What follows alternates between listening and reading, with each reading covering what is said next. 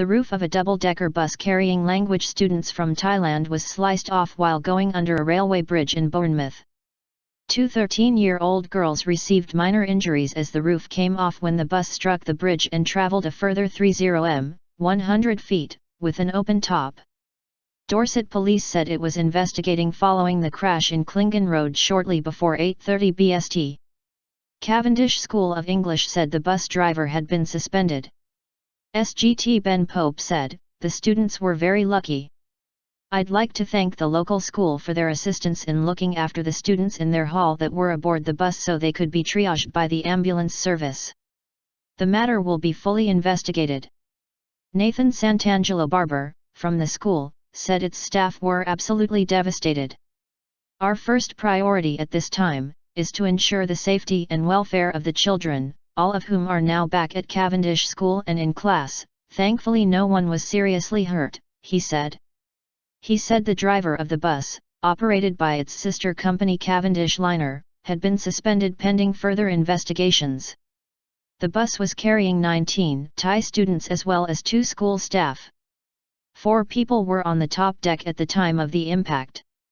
They were taken into nearby Sturfield Junior School where they were given first aid by staff.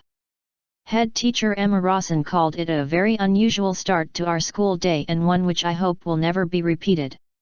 She added, "There has been a major clean-up operation going on in the road outside school all day.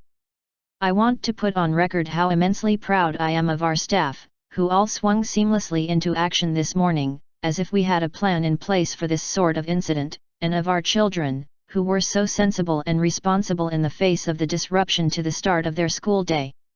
Eyewitness Anne Husher, who lives nearby, said, "Normally big lorries turn in the school gates and go back or reverse. Before I had a chance to say you can't go under there, it went under the bridge and sliced the top off. I was shaking, it was really hairy." School lollipop lady Georgia Knight said it was the worst incident she had seen in more than 20 years. "Looking at the bus, how the children weren't more injured I don't know. The seats upstairs have gone. If any of those kids had been standing up, you dread to think.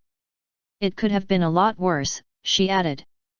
A Southwestern ambulance spokesman said one girl was treated for a hand injury and another suffered minor head and facial injuries.